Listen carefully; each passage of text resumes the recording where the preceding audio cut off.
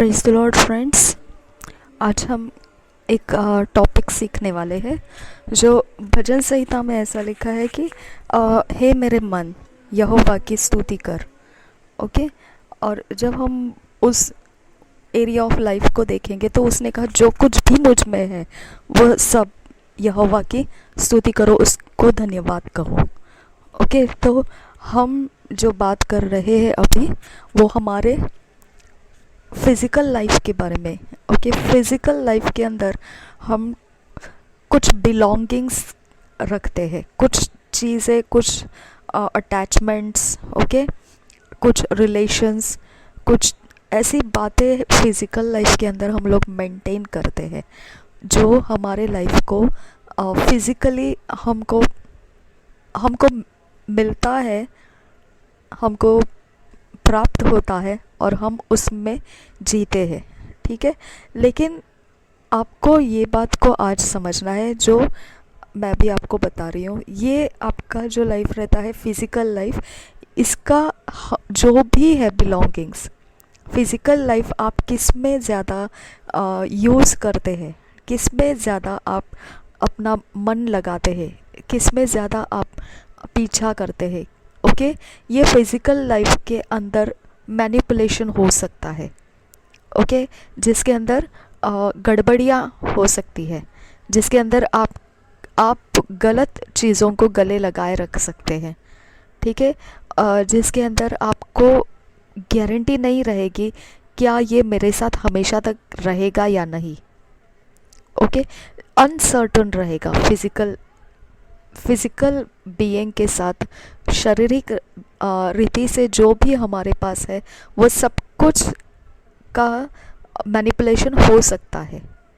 Okay. अय्यूब को आप देखेंगे तो अय्यूब का सारा फिज़िकल लाइफ के ऊपर सब कुछ मेस हो चुका था। ओके। सब गड़बड़ी में फंसा दिया था, अटैक्स के ऊपर अटैक्स आए थे।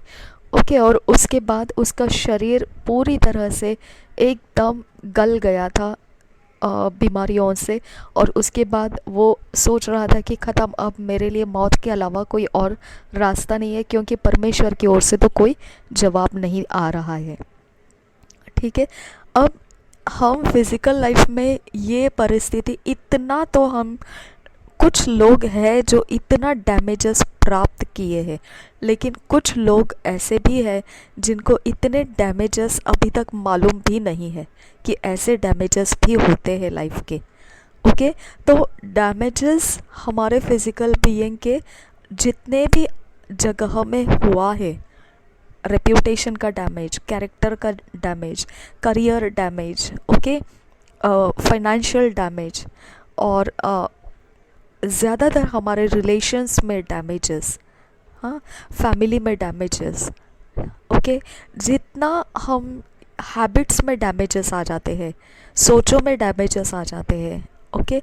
ये जो डैमेजेस का एरिया है, ये एरिया आप अगर गौर से देखेंगे तो आप परमेश्वर का वो उत्पत्ति का वचन याद करो, 6 अध्याय में लिखा है, मनुष्य जिन बातों के ऊपर लगातार सोचता है, ओके, जिन बातों के ऊपर लगातार वो अपने इमेजिनेशंस में देखता है, ठीक है, वो ही उसके फिज़िकल में आता है। ठीक है। और या ये एरिया फिर आपको सोच में गिराता है कि फिर हम देखते हैं जो, ओके, सोच में लगातार जो देखते हैं वही हमारे सामने आ जाता है, वही हमारे साथ होता है, या वही हम उसी के पीछे चले जाते हैं। अगर ऐसा ये लाइफ है तो फिर हमको ये सोचना पड़ता है कि ये सोच देता कौन है। ओके।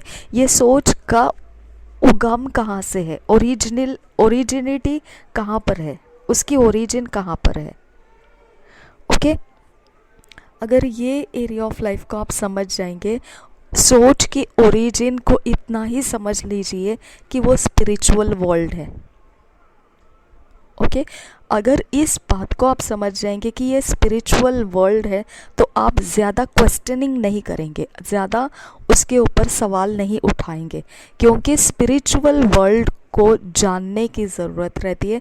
तभी आपको सोच कहाँ से आई है, स्पिरिट में कहाँ से आई है, स्पिरिचुअल रियाम में से, आत्मिक जगहों में से कहाँ से ये सोच आई है, ये आपको मालूम पड़ेगा।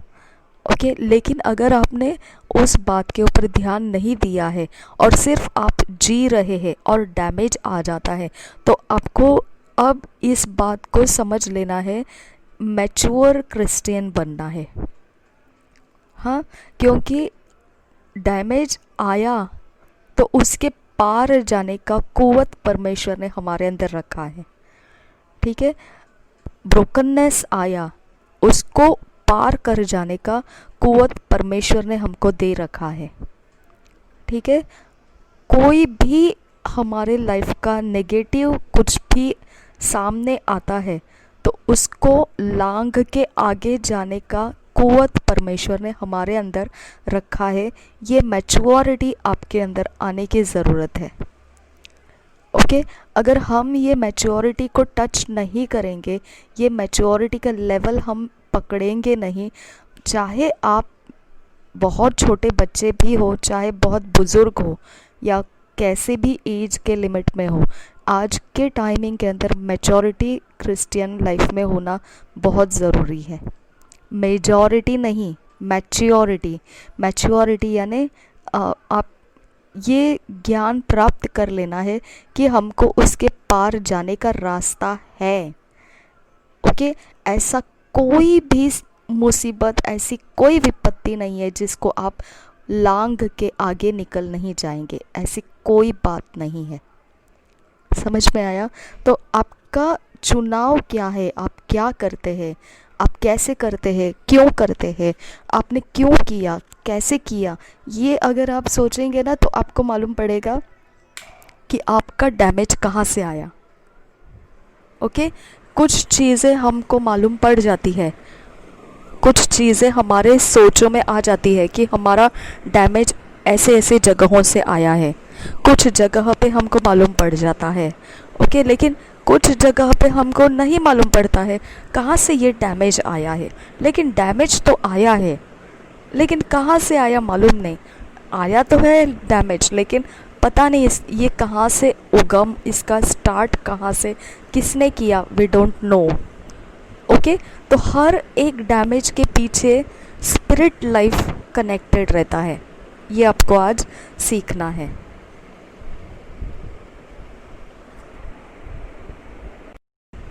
अब जो भी हमारा फिज़िकल लाइफ रहता है, जो हम जी रहे होते हैं, उसका ज़िंदगी जो हम देखते हैं, जैसा हमारा बॉडी है, हमारा फिज़िकल बॉडी है, हमारे हाथ पैर शरीर का हर एक भाग जो है, ये एक ज़िंदगी जी रहा है जिसके अंदर ब्लड है तो वो ज़िंदगी जिएगा, अगर ब्लड नहीं है तो वो ज़िंदगी नहीं जी सकता है। उसकी डिपेंडेंसी ब्लड के ऊपर है। ओके, और यीशु मसीह के बारे में भी ऐसे ही बोला है कि उसने अपने प्राण को बहा दिया, यानी ब्लड के अंदर लाइफ है, शरीर का लाइफ है। और यीशु मसीह के घुटनों को तोड़ना चाहते थे, लेकिन ये पहले देखने के लिए आए कि सच में यीशु मसीह जीवित है या नहीं। तो उन्होंने उसके जो फसली होती है उसके अंदर बर्छी को डाल के ऐसे मारा और देखा कि उसके अंदर से पानी और खून निकला। इसका मतलब वो आखिरी समय जो बचा हुआ खून और पानी रहता है शरीर का, वो बाहर निकल आया। मतलब ये लिखा गया आखिरी बूंद तक यीशु मसीह का प्राण आखिरी बूंद तक बहाया गया। तो ऐसा लिखा है कि वो प्राण जो है पश्चाताप के लिए रखा गया है, यानी ये लहू जो है वो पश्चाताप के लिए बहाया जाएगा, ऐसा वचन में लिखा हुआ है, लेवियों की व्यवस्था में लिखा हुआ है। ओके, तो इसका मतलब हमारा शरीर का जो लहू है वो लहू नहीं लेता है परमेश्वर, उसके बदले में परमेश्वर ने मनुष्य के बदले में जो लहू बहाना चाहिए था पुराने नियम में, परमेश्वर ने वो प्राणियों से और पक्षियों से लहू को बहाया। ठीक है, वो मनुष्यों का पहलौठा नहीं लिया, उसने प्राणियों का पहलौठा लिया मनुष्य के जगह में। जहाँ मनुष्य का पहलौठा का परमेश्वर को अर्पण चढ़ाने का समय आता था, वहाँ पर परमेश्वर ने मनुष्य के जगह पर प्राणी को मांगा। ओके, और हर एक पक्षी, हर एक जीव जंतु जो भी पहलौठा होगा, उसमें से पहलौठा जो रहेगा वो परमेश्वर को दिया जाता था, यानी उसके सामने वो मार डाला जाता था, उसका लहू बहाया जाता था। उसको कहते हैं कि वो परमेश्वर को दे दिया, चढ़ाया गया। ठीक है, तो मनुष्य को नहीं चढ़ाया गया, उसकी जगह में परमेश्वर ने प्राणी को लिया, मेमने को लिया। ठीक है, अब यहाँ पे परमेश्वर ने मेमना ठहराया हुआ यीशु मसीह है, प्रभु यीशु मसीह। उसने अपना लहू बहाया और उसने परमेश्वर को वो चढ़ाया। अब वो चढ़ाया गया तो प्राणी जब चढ़ाया जाता था तो वो ख़त्म हो जाता था, उसका कोई फ्यूचर नहीं रहता था, उसका लाइफ ख़त्म हो गया, लेकिन शरीर का लाइफ ख़त्म हो गया। लेकिन ये जो मेमना, जो प्रभु यीशु मसीह है, जो अपना लहू परमेश्वर के सामने चढ़ाया, वो चढ़ाया हुआ मेमना जीवित है। ओके, वो आत्मिक जगत में है। ओके, मतलब ऐसा नहीं कि वो आत्मिक जगत में है मतलब वो मर गया, अभी वो बस आत्मा में, जैसे लोग बिलीव करते हैं वैसे वो है, नहीं, ऐसा नहीं। वो शरीर से जीवित, मुर्दों में से जी उठा है वो। ठीक है, अब मुर्दों में से जी उठा है वो, ये सब कुछ हम जानते हैं। और फिर भी अगर हम परमेश्वर के ऊपर डाउट करेंगे, परमेश्वर के अरेंजमेंट्स के ऊपर डाउट करेंगे और हमारे डैमेजेस को देखकर हम डैमेजेस का दुख लेके बैठेंगे, या डैमेजेस का हमको कैसे भी करके कोई भी तरह से कोई भी रास्ता निकाल के दो, ऐसे छटपटाने लगेंगे, तो हम ये हमारा स्पिरिचुअल रियाम के अंदर यीशु मसीह ने क्या काम करके रखा है उसके बारे में अज्ञान है हम। ओके, यीशु मसीह ने कहा चोर आता है चोरी, नाश और घात करने के लिए, लेकिन प्रभु यीशु मसीह ने कहा मैं आया हूँ जीवन देने के लिए और बहुतायत का जीवन देने के लिए। ओके, तो हमारे पास ये दो जगह है स्पिरिचुअल वर्ल्ड में, स्पिरिचुअल आत्मिक जगत में ये दो जगह है। एक तो प्रभु यीशु मसीह का जगह है और दूसरा शैतान का। ठीक है, और परमेश्वर ने ये वायदा किया है प्रभु यीशु को कि तेरे पैरों के नीचे जो चौकी होती है उसको शत्रुओं को तेरे पैरों के नीचे जो चौकी होती है वो बनाकर रखा जाएगा। ओके, जब तक मैं ऐसा पूरा ना कर दूँ तब तक तू मेरे दाहिने हाथ बैठा रहे। तो अभी तक प्रभु यीशु मसीह अपने शत्रुओं को परमेश्वर की ओर से लज्जित करके अपने पैरों के नीचे लाता जा रहा है, ये काम अभी भी चल रहा है। ओके, तो इसकी वजह से सैटनिक पावर्स जो आपका डैमेजेस दिखाता है, इसके लिए यीशु मसीह ने कहा वो डैमेजेस को आप पार कर जा सकते हैं, मेरा पावर लेके, मेरी अधिकार को लेके आप उसको पार कर जा सकते हैं। ओके, और ये हमको तसल्ली है कि हम विपत्तियों से या हम कोई भी शैतान के कोई भी कहीं पर भी किसी भी बात के कारण विचलित नहीं होते हैं, क्योंकि पार जाने का रास्ता हमारे पास है। ओके, ये एरिया ऑफ लाइफ हमारा मैच्योरिटी बनता है, हम परमेश्वर में परिपक्व बन जाते हैं। ओके, परमेश्वर के विश्वास में हम परिपक्व बन जाते हैं। ये एरिया ऑफ लाइफ हमको परमेश्वर के ऊपर विश्वास दिलाता है कि परमेश्वर विश्वास योग्य है, वो हमको पार करा सकता है।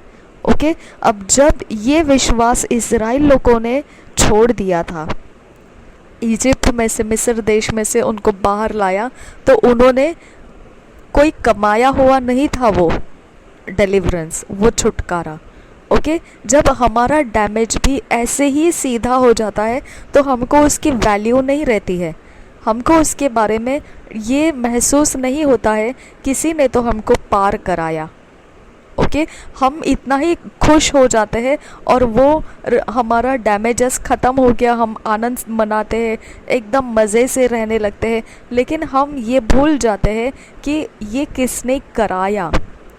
ओके ये कैसे कराया गया, वो एहसान हमारे अंदर से नहीं आता है।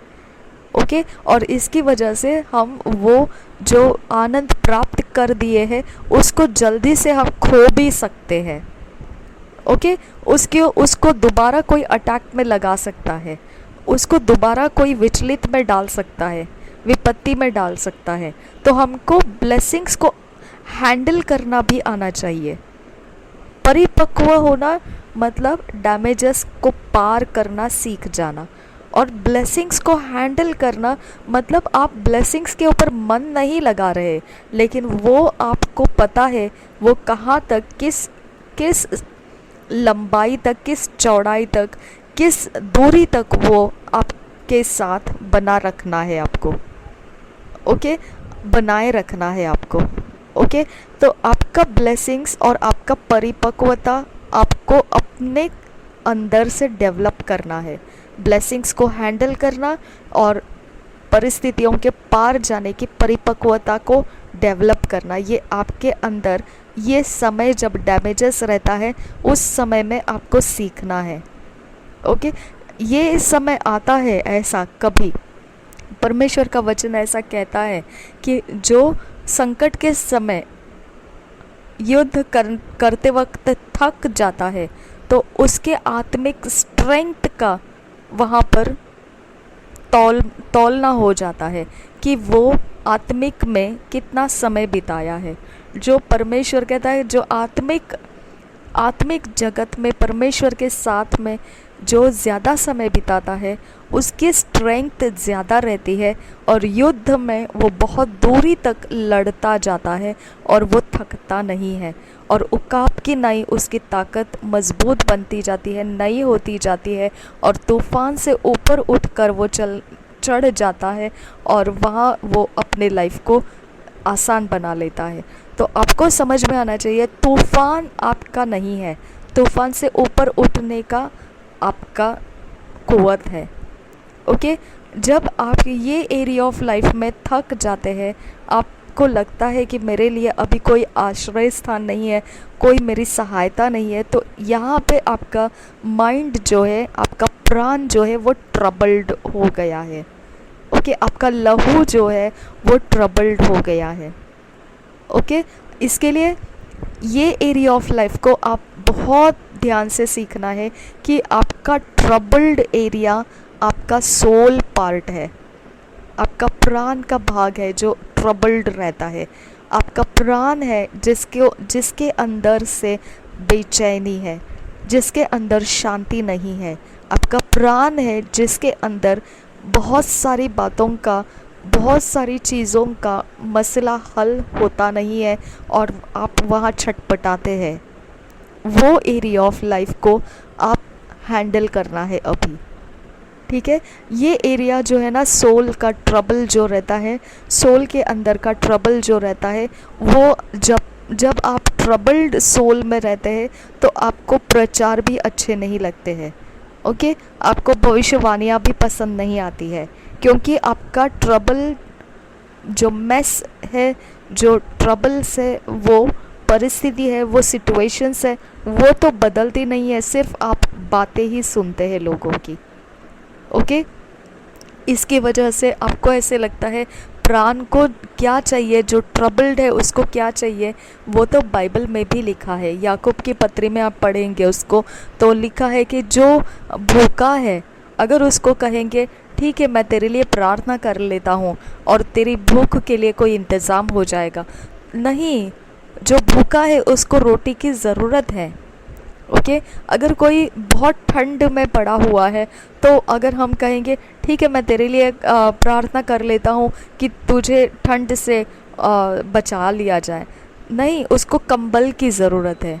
ओके यानी फिज़िकल है जो चीज़ें चाहिए, वो फिज़िकल चीज़ें देने का जो समय रहता है वो फिज़िकल वेज से, अगर आपका डैमेजेस सही करके देने का ज़रूरत है, तो वहाँ पे प्रेयर का ज़रूरत नहीं है, वहाँ पे हम फिज़िकली जाकर बातों को सही करके आना ज़रूरी है। ओके, भूखा है तो खाना खिलाओ, प्यासा है तो पानी पिलाओ। ओके, कपड़े नहीं है तो कपड़े दिलाओ उसे, चप्पल्स नहीं है तो चप्पल्स दिलाओ उसे। ओके, अगर रहने के लिए कोई आश्रय नहीं है, आश्रय दिलाओ उसे। ओके, ये फिज़िकल एक्टिविटीज़ है जिसको हमें देना करना ज़रूरी है। वहाँ पे आप खड़े होकर उसके मुसीबतों के लिए आप सिर्फ प्रार्थना करके चले जाएंगे तो ऐसा नहीं चाहिए। वहाँ पे आपको देना पड़ता है, वहाँ पे आपको फिज़िकली वो डैमेजेस को रिपेयर करना पड़ता है। ओके, अब ये एरिया ऑफ लाइफ को हम अगर देखेंगे तो अगर किसी का भूख है और हमने उसको खाना खिला दिया तो वहाँ पे आपको समझ में आ जाता है कि उसका उस समय का डैमेज रिपेयर हो चुका, लेकिन अगले समय उसको दोबारा भूख लगने वाली है। ओके, तो क्या उसके लिए वो तैयार है? अगले समय के लिए वो तैयार है? ठंड लग रहा है, अब ठंड का सीज़न आया, ठंड लग रहा है, कोई बात नहीं, कंबल दिला दिए। क्या वो अगले ठंड के समय के लिए तैयार है? उसको प्राप्त करने के लिए तैयार है? कोई तरीका है उसके पास प्राप्त करने का? अगर नहीं है तो इसका मतलब वो डिपेंडेंट है। ओके, अगर वो डिपेंडेंट है तो फिर उसकी जिम्मेदारी किसी ने उठाने की ज़रूरत है। ओके, तो ऐसे ज़िम्मेदार जो होते हैं, जो उठाने को तैयार है उसकी ज़िम्मेदारी को, तो वो सिर्फ जानते हैं वो कितनी दूरी तक उसकी ज़िम्मेदारी को ले सकते हैं। ओके, अगर वो ज़िम्मेदारी को लिए और उसको आश्रय मिल गया तो हम उसको बोलते हैं परमेश्वर ने हमको फेवर प्रोवाइड किया, डिवाइन हेल्पर्स दिए। ओके, तो रेस्टिट्यूशन जो रहता है, जो हमको रिस्टोर करके मिलता है, डैमेजेस में रिपेयर करके मिल जाता है, डैमेजेस को दूर करके हमारी ज़रूरतों को पूरा करके फिज़िकली दिया जाता है, हम वैसे प्रकार के हेल्प को ढूंढते हैं जब हमारा सोल ट्रबल्ड रहता है। ओके, सोल को आत्मिक ज़रूरत नहीं रहता है, उस समय सोल को ये चाहिए होता है कि मेरा फिज़िकल लाइफ कोई सही कर दे, बस हो गया, बाकी बाद में देखेंगे। स्पिरिचुअली जो डेवलप करना है ये सब कुछ बाद में करना शुरू करेंगे, पहले मेरा जो अभी सोल ट्रबल्ड है, ओके, परेशान है, वो अवस्था को पहले कोई टच करे, वो अवस्था को पहले कोई चेंज करे और मुझे शांति दिलाए। ओके, ये एक बार हो जाएगा, फिर मैं अच्छे से बाइबल रीडिंग करूँगा, मैं अच्छे से प्रेयर करूँगा, मैं अच्छे से सब कुछ करूँगा, ऐसा ये हम लोग सोचते हैं। ओके, यहाँ पे फिर हम लोग ये देखने लगते हैं कोई मिरेकल वर्कर करने वाला, कोई चमत्कार करने वाला कोई पास्टर है क्या, कोई ऐसा गिफ्टेड है क्या परमेश्वर में जो भविष्यवाणी कर सकता है मेरी सिचुएशन के बारे में, इसके बारे में हम छटपटाने लगते हैं। ओके, और हम वहाँ पहुँचते भी हैं, हम उनको कोई भी आड़े टेढ़े रास्ते से कनेक्ट भी कर लेते हैं अपने आप से और अपनी परिस्थिति को उनके सामने रख भी देते हैं। ओके, तो हमारा फैसला ये रहता है कि हमको आत्मिक तरफ नहीं मुड़ना है, हमको मुड़ना है डिवाइन हेल्पर्स कहाँ से मिलेंगे और रेस्टिट्यूशन कैसे होगा, रिस्टोर कैसे होगा।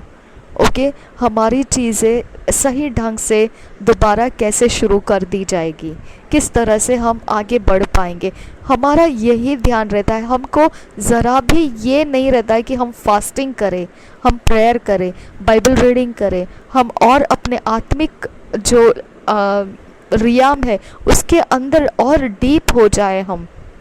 ओके, और गहराई में उतर जाए, और ज़्यादा परमेश्वर के संगति में हो जाए, और ज़्यादा मजबूती पा ले, और ज़्यादा ताकत पा ले, हम उस दिशा में नहीं मुड़ते हैं जब हमारा सोल ट्रबल्ड रहता है। ओके, इवन छोटी सी निराशा में भी हम उस दिशा में नहीं मुड़ते हैं जहाँ आत्मिक जगत में हमको मुड़ने की ज़रूरत है, परमेश्वर के आत्मिक रियाम में घुसने की ज़रूरत है, हम उसके अंदर नहीं जाते हैं। सैम्स 91 क्या बताता है, भजन संहिता का 91 जो है वो क्या बताता है, जो परम प्रधान के छाए हुए स्थान में बैठा रहे। ओके, यानी उसका सहारा, उसका रुकना, उसका परिस्थिति से छुप जाना जगह कहाँ है? आत्मिक जगत में है। लेकिन हम जाते कहाँ हैं? डिवाइन हेल्पर्स को ढूंढने के लिए। समझ में आ रहा है आपको फ़र्क? ओके, तो प्राण का ट्रबल्स जब भी उठता है तो आपको पहला अगर कुछ दिखाई देता होगा तो डिवाइन हेल्पर्स कोई है क्या? ओके, लेकिन आत्मा के ट्रबल्स को आप कैसे भी हैंडल कर लेंगे। आपको चाहे बाइबल रीडिंग बहुत दिनों से नहीं किया है, चलो कोई बात नहीं, मैं अभी कर लेती हूँ, मैं एक दिन पूरा फास्टिंग कर लूँगी। आत्मा के जगत में आप ट्रबल नहीं रहते हैं, लेकिन प्राण के जगत में आप काफ़ी ट्रबल्ड रहते हैं। ओके, हमारे प्राण के अंदर का जो भी फैसला है, जो डिज़ायर्स है, जो भी हमारे थॉट्स से, इमेजिनेशन से, वही वर्ल्ड हमारा फिजिकल लाइफ में हम जी रहे हैं। ओके, वो सब कुछ हमने फैसले के साथ हमने अपने लाइफ में रखा है। ओके, फैसले के साथ हमने अपनी पसंद से, अपनी इच्छा से, अपने सोच को लगाकर, अपने ही सोचों को मानते हुए अपने लाइफ के सारे सिचुएशंस के अंदर हम बैठे पड़े हैं। आया समझ में? इसकी वजह से हमारे अंदर का ये ट्रबल्ड अवस्था को अगर कोई हल कर सकता है तो वो सिर्फ परमेश्वर है। समझा?